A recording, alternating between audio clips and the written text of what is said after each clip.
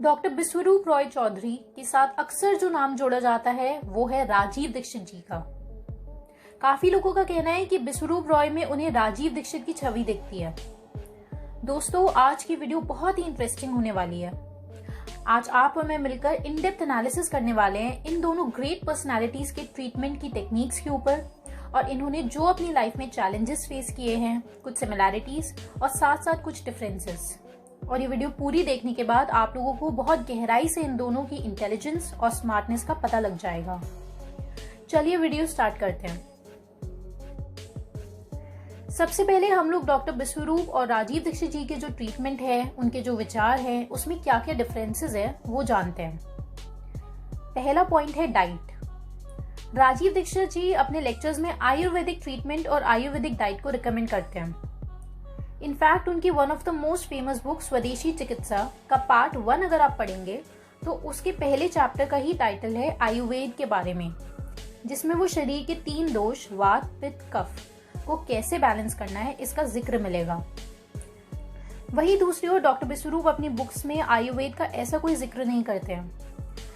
जैसे कि आप सब जानते हैं कि वो हर बीमारी, cancer, diabetes, blood pressure etcetera, इन सब के लिए अपनी DIP डाइट में थोड़े ऑल्ट्रेशंस करके रिकमेंड करते हैं। ऑल्दो DIP डाइट और आयुर्वेद ऑलमोस्ट 80% सिमिलैरिटीज रखते हैं। दूसरा पॉइंट है milk and dairy products. Rajiv Dikshit ji का कहना है कि इंसान को स्वस्थ रहने के लिए सुबह जूस, दिन में मट्ठा और रात में दूध पीना चाहिए और साथ ही वो गाय के घी को एक औषधि के समान मानते हैं। वही दूसरी ओर डॉक्टर बिस्वरूप कहते हैं total no to dairy products. तीसरा पॉइंट है मेडिसिन। राजीव दीक्षित अपने लेक्चर्स में काफी बीमारियों के लिए एक पर्टिकुलर डाइट के साथ साथ आयुर्वेदिक औषधि भी रिकमेंड करते हैं। वही दूसरी ओर डॉक्टर बिस्वरूप की मेडिसिन ही उनकी DIP डाइट है। अब हम इसे एक उदाहरण के थ्रू समझते हैं।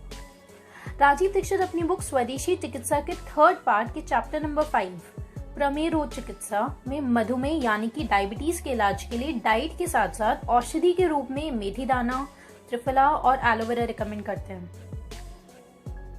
और अगर आप डॉक्टर बिस्वरूप की डायबिटीज के ऊपर व्यूज देखेंगे तो वो अपनी book diabetes educator success stories में DIP डाइट में ही थोड़े से ऑल्ट्रेशंस करते हैं और कुछ भी अलग से रिकमेंड नहीं करते हैं, जैसे कि राजीव दीक्षित जी ने किया था। अब वैसे भी वो डायबिटीज को एक बहुत बड़ी कॉन्स्पिरेसी मानते हैं, क्योंकि वो कहते हैं कि अगर लोग फ्रूट्स खाना स्टार्ट कर दें तो डायबिटीज वैसे ही कंट्रोल में आ जाएगी, लेकिन डॉक्टर्स खाने ही नहीं देते हैं। अगला पॉइंट है ब्रेकफास्ट। राजीव दीक्षित कहते हैं ब्रेकफास्ट हैवी खाना चाहिए, मन भर के खाना चाहिए। वहीं दूसरी तरफ डॉक्टर बिस्वरूप अपनी DIP डाइट में ब्रेकफास्ट के लिए फ्रूट्स रिकमेंड करते हैं, यानी कि बहुत लाइट फूड रिकमेंड करते हैं, क्योंकि जो उनकी डाइट का पैटर्न है और जो राजीव दीक्षित जी की डाइट का पैटर्न है वो एट द एंड घूम फिर के एग्जैक्टली बराबर न्यूट्रिशन दे देता है। बस रास्ते अलग हैं लेकिन मंजिल दोनों की सेम ही है। एट द एंड मैंने दोनों की जितनी भी बुक्स पढ़ी हैं तो मेरे को ये रियलाइज होता है कि दोनों में ज्यादा कुछ डिफरेंसेस है ही नहीं, और जो भी है वो मैंने आपको बता दिए।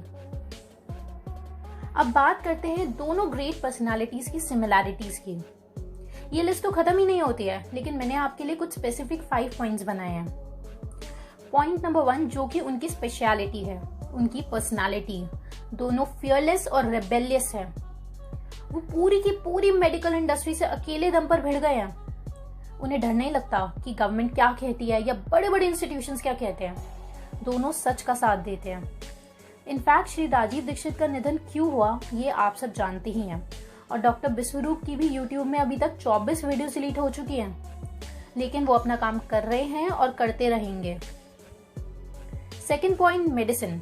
दोनों एलोपैथी यानी कि अंग्रेजी दवाइयों के बिल्कुल खिलाफ हैं, और उनका ये स्टेटमेंट रहता है कि side effects outweigh the benefits. और उन्होंने अपनी बुक्स में इस फैक्ट को एक से बढ़कर एक रिसर्चेस के साथ बैक किया है, और आज तो कोई भी ये झुटला नहीं पाया है, क्योंकि ये अटल सत्य है। इस बारे में मैंने अपनी पिछली वीडियो में काफी अच्छे से बताया है। जिन्होंने वो वीडियो नहीं देखी है, लिंक मैंने डिस्क्रिप्शन में दे दिया है।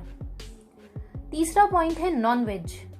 दोनों ही बिल्कुल खिलाफ है नॉन वेज के, एथिकल ग्राउंड्स पे भी और हेल्थ ग्राउंड्स पे भी। और दोनों हॉर्टिकल्चरल क्रॉप्स यानी कि फ्रूट्स और वेजिटेबल्स को प्रमोट करते हैं। प्लैंडेमिक यानी कि प्लान किया हुआ एपिडेमिक। राजीव दीक्षित वो पहले शख्स थे जिन्होंने 2009 में स्वाइन फ्लू के स्कैंडल को उजागर किया था। और अब तो जग जाहिर है कि H1N1 कोई डेडली डिजीज था ही नहीं और उसका मोर्टेलिटी रेट 0.02% है, यानी कि ILI इन्फ्लुएंजा लाइक इलनेस से भी 5 टाइम्स कम है। और डॉक्टर बिस्वरूप भी कोविड-19 के लिए ऐसे ही विचार रखते हैं। अब वो अपने हर एक विचार खुद से सोच के नहीं बना रहे हैं, बल्कि उनका एक एक शब्द रिसर्च एंड फैक्ट बैक्ड होता है। फॉर एग्जाम्पल, कोरोना वायरस का R0 यानी कि ट्रांसमिशन का मैग्नीट्यूड पहले बहुत ज्यादा प्रिडिक्ट किया जा रहा था, जो कि अब 2.5 पे आ चुका है। दूसरी चीज कि यूके में एक लिस्ट होती है HCIB यानी कि हाईली कंटेजियस इन्फेक्शियस डिजीज। उस लिस्ट में यूके खतरनाक से खतरनाक बीमारियों को डालती है, लेकिन 19 मार्च को वो चुपके से उस लिस्ट से कोविड-19 को हटा देती है। तीसरी चीज, new England journal of medicine जो कि मार्च में पब्लिश हुई थी, उसने कोविड-19 के मोर्टेलिटी रेट को ILI के क्लोज बताया था, जो कि 0.1% है। And the list goes on. आपको इसके बारे में और जानकारी चाहिए तो आप उनकी book corona the scandal of millennium जरूर पढ़िए। अगला पॉइंट है लाइफस्टाइल। लाइफस्टाइल टीम दोनों को कंप्लीटली सपोर्ट करती है। आपको और भी इन डेप्थ एनालिसिस जानना हो तो आप हमारे चैनल को जरूर सब्सक्राइब करना, मुझे बहुत मोटिवेशन मिलेगी। सिमिलैरिटीज तो बहुत सारी हैं और वीडियो लंबी ना हो जाए तो मैं फिलहाल यहीं पे खत्म करती हूँ। बस कंक्लूजन में मैं ये कहना चाहती हूँ कि जब जब दुनिया अंधकार की गर्दिश में होती है तब तब कोई तारा बनके जरूर चमकता है। पहले राजीव दीक्षित जी और अब डॉक्टर बिस्वरूप रॉय चौधरी। इनको सपोर्ट करना हमारा कर्तव्य बनता है। थैंक यू गाइस, अलविदा।